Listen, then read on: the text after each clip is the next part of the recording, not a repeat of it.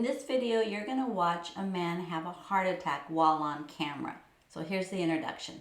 An Emmy-winning series Deadliest Catch follows the real-life events aboard fishing vessels in the treacherous Bering Sea during the Alaskan king crab fishing season. We're here with Sig Hansen, veteran captain of the Northeastern, who, by the way, suffered a heart attack at sea earlier this month. And along with him, 23-year-old Sean Dwyer of the Brenna A, the youngest captain in the fleet. Now I want you to notice that the cameraman is focused on his cigarette, but I don't want this to be a video about smoking. Yes, smoking is a problem, but it's not the only problem, and I want those of you who smoke to know that there is help for you so that you can continue to smoke while you get healthier.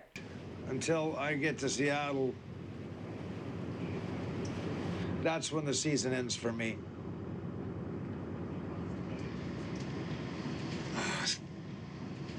It's the final. Oh, God. I don't understand why it hurts so much right here.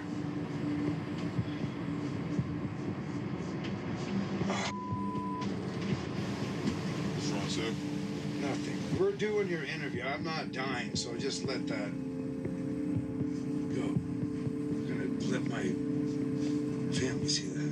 I want to point out that he is either 49 or 50 while he's having this heart attack.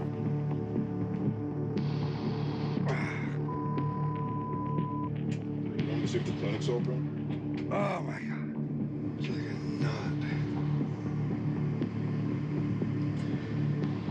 Just like a knot.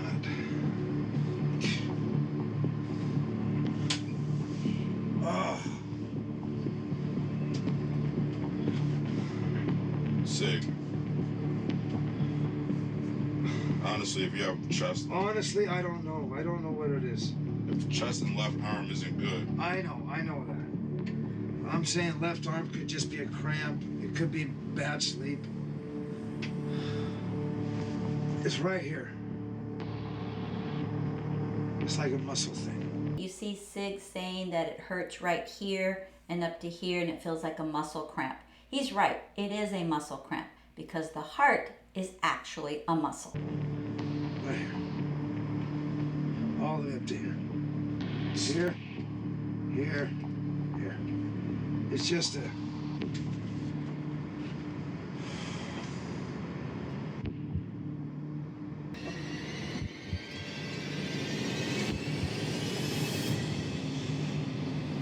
Something's wrong. In need of help for his brother's worsening condition, Edgar Hansen races to shore to arrange immediate medical attention. I don't know why Sig did not go into his emergency medical kit that he has on board, and I'm pretty sure inside the medical kit he has this, which is nitroglycerin. These are very small, tiny little pills you put underneath your tongue. You don't chew them, nor do you swallow them. And this would have opened up his blood vessels so that he could get more blood flow. If you've ever had a heart procedure done, more than likely your doctor has prescribed you some nitroglycerin when you left the hospital. So I would recommend, if you do have it, travel with it so that you have it in case of an emergency. And the way that it's taken is that if one pill doesn't work after 5 minutes making you feel better, then you're allowed to take a second pill. And then if that doesn't work another 10 minutes later, you're allowed to take a third pill. But in the meantime, you're calling 911 and you're getting yourself to medical attention. A tough season. A lot of stress. This job ain't easy. Sig's younger brother is obviously concerned about his older brother's situation, and you'll hear why, because of their father's family history. He's going to mention that their father had a heart attack at age 63, and I believe what I heard is that their mother had high blood pressure. My dad had a heart attack at 63, and mom's got high blood pressure. It's in the genes, it's in the genes. You hear Sig's brother say that heart attacks run in the family, about it, quote unquote, being in the genes. But let me tell you guys, that does not run in families. What runs in families is high stress in their career and poor lifestyle choices. That's something that you have agency over to change. So don't just hang your hat on saying, well, I'm doomed because it's in my genetics. No, that's not the way you should be looking at it. Now here's the opportunity cost that Sig is calculating. Nobody's making money when the ship is at the dock.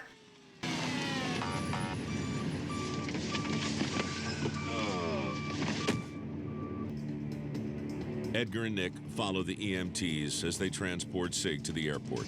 We gotta get a medevac out because they're not equipped to handle this here. One thing after another. We got a season for nightmare going on right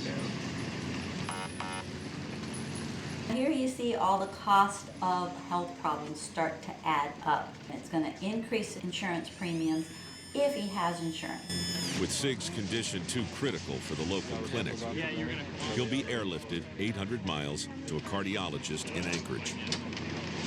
Yeah, lay flat for a second here. And if you don't have insurance, this is already going to be a six-figure problem, meaning it could be well over $100,000 for this whole incident. All right, Sig, you feel better, man. Now here comes the walk all family members dread. Captain Sig's wife, Una, and daughters Nina and Mandy arrive from the lower 48 states. I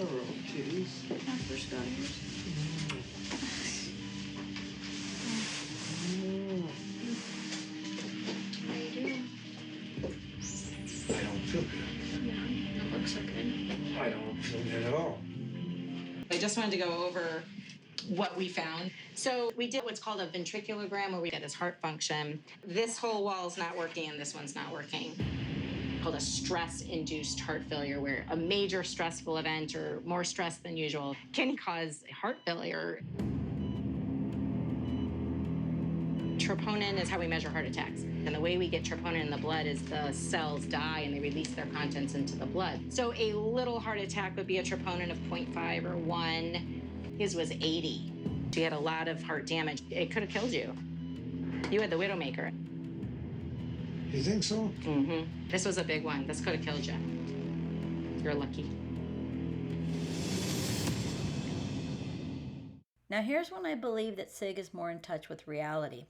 Doctor said I was lucky because most people don't even get a chance to get to the hospital. It could have been a big one. It wasn't big.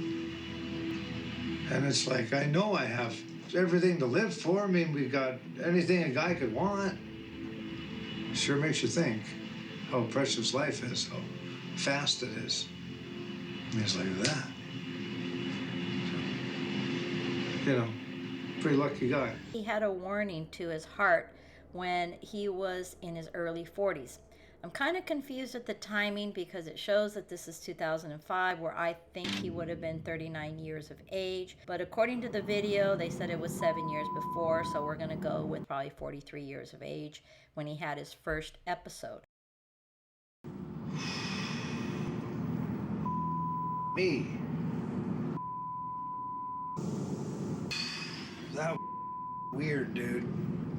You'll never hear him complain about, I'm tired, I can't make it through the... You'll never, ever hear him. He'll never even hint to you that he's hurting that way.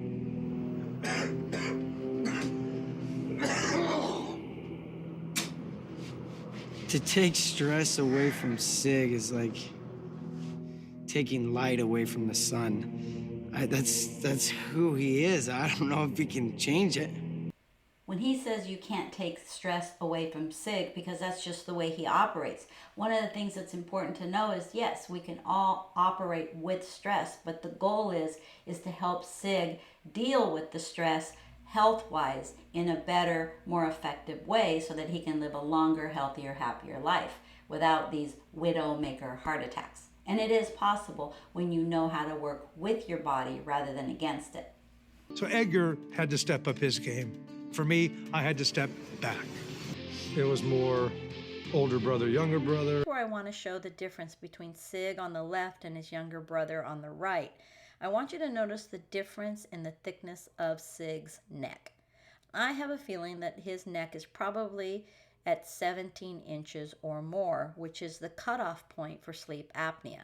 which adds more to the body's stress. Along with looking at Sig's belly, you can see a big difference between the circumference of Sig's waistline compared to his younger brother. But in Sig's defense, he's been on this earth longer than his brother. So even if his brother and him had the same diet, the same lifestyle, the same vices, his younger brother would still look better because he hasn't been around as long as Sid. Eventually, it will catch up with his brother too, but this is where the labs come into play.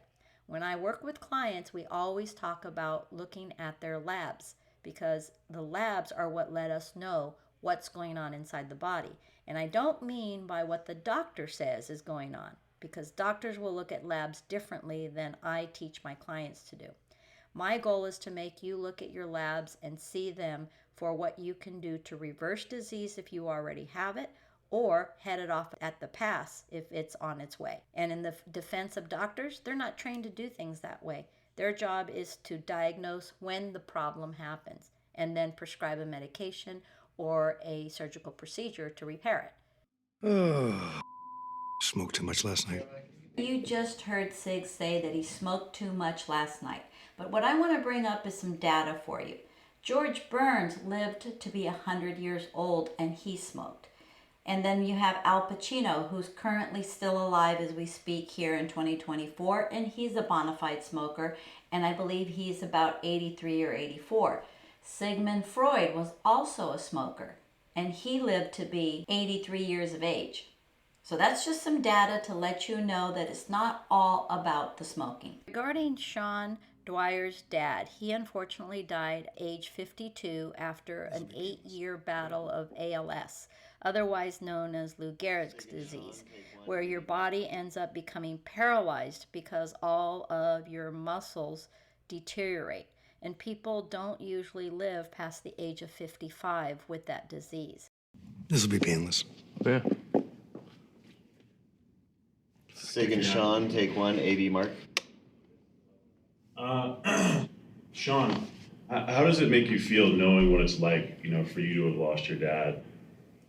Now it's like you're watching Sig, after suffering a heart attack, brought on by lifestyle choices, I'm glad you said lifestyle choices, because my dad passed away from ALS, Lou Gehrig's disease, and that was 3 years ago tomorrow. You get ALS randomly. You don't have ALS from smoking or drinking. I'm not in any place to tell Sig about his health, because I know the last thing my dad wanted to hear from anybody was how you really shouldn't be trying to walk, You should just get a wheelchair. I'm not gonna tell the guy he doesn't need to be smoking cigarettes. He knows. Be until you're 90, because then you earned it, right? Yeah. When you say it like that, it hurts. Like, am I the old guy? Yeah, change your lifestyle, okay, I get it. But it's almost like you're throwing in the towel. It's just crazy, No, I hear you, and it's not just a job, right? It's who you are at this point, You're the same age as my dad, I think. So, yeah.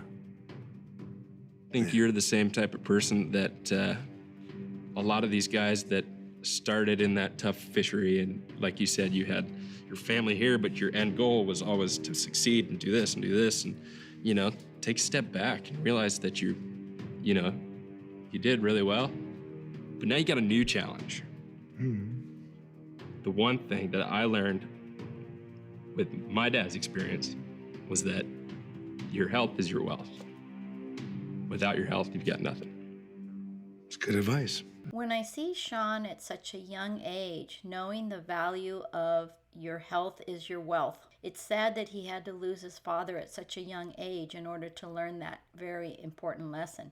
But at the same time, I see Sig Hansen at 50 years of age, not having just one heart attack, but he's had 2, plus a cardiovascular scare years before, and still did not make the changes he needed to make. Every word you said is just stabbing like a knife, because you're right. But it's, making that transition. So So here's where Sig talks about making that transition, and that's the tough part, because he believes that transition is going to make him have to give up everything that he loves. And here's where I work differently. When someone has a smoking addiction, you have to honor that addiction and respect it, and not take Sig's cigarettes away from him, because that's his coping mechanism. But what's important for you to understand is that you can still help somebody get healthier while they are still smoking. And that's one of the things that I think Sig believes, that someone's going to take that away from him or tell him to stop working in this high stress environment. And neither of those are true when you know how to work with the body rather than against it. And there's the nuance, that there's a lot of misinformation out there in the interwebs that say you got to do this, this, and this. And when that happens, somebody like Sig is like, well, hell, I'm not even going to try, because that just seems too hard.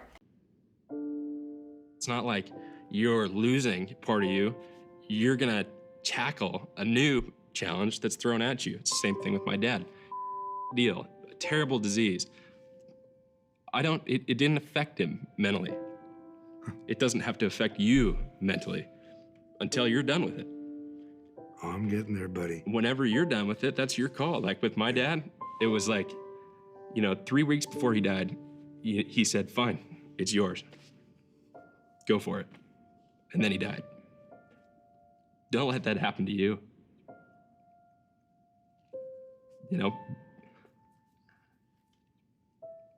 You have a choice. Yeah. Be around to see your legacy pay off, because you have one. In this segment, you're going to watch how Sig's health problems affect his daughter, Mandy, who you can just see it in her face, the thoughts that are running through her head. Well, you guys did a good job so far. I mean, I'm sorry I wasn't here, but the only reason I couldn't get up here earlier was because I had another slight heart attack. Same son of a bitch that almost got me last time. Oh my God. Sig, I think you should go to the clinic. 3 years ago, Sig suffered a massive heart attack You had the Widowmaker. You're lucky. that almost killed him. We want to prevent another one, because a second hit, obviously, then you get worse and worse heart failure. I realized something's wrong. I go to the emergency. One of my arteries was completely blocked off. Here you're going to see how it affects his daughter, Mandy, who knows that she has to learn pretty quick before her father passes away on how to take over and manage this business. I think also as a daughter, she's concerned about her dad's immortality. Did they give you a green light? They gave me a green light 2 days ago. I had to beg for it. Basically, I had to BS my way through it. Yes. Glad you're here. All right, buddy. Here's another cost of health problems. You see his crew being a bit concerned about their safety, having a captain who had to lie his way through to get a medical clearance to come back on the ship. And when it comes down to it, this is another part of what we consider collateral damage when it comes to health problems. It's not just about you. It's about you and the people that you affect around you. It's kind of shaky, man. Like, you're gonna go back out to sea right now with somebody that just had a heart attack. The first heart attack should have been an eye-opener. Thankful that I'm here, get to spend some extra time with him. I want to support him in any way possible. And hopefully we'll just make it through King Crab and get home safe. Second heart attack. And I gotta tell you, I'm just grateful Mandy's up here. If she's gonna overtake this one of these days, or if that's the idea or the plan, then we need to get moving on it. Time is short. Now this is an important part to show, because it's unique for a man to be able to watch himself having a heart attack, because not all of us, of course, are being filmed while we're at work, kind of like a bystander, knowing that he could have made better choices in his life. I have your heart attack on my computer. You want to see it? All right. So much right here. Sig, I think you should go to the clinic. Sig, honestly, if you have chest. Honestly, I don't know. I don't know what it is. If the chest and left arm isn't good. I know that. Sig.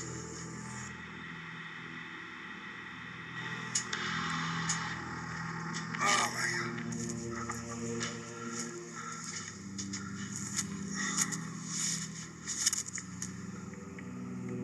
Sig, you want to see if the clinic's open? Oh my God. Sorry. That's it.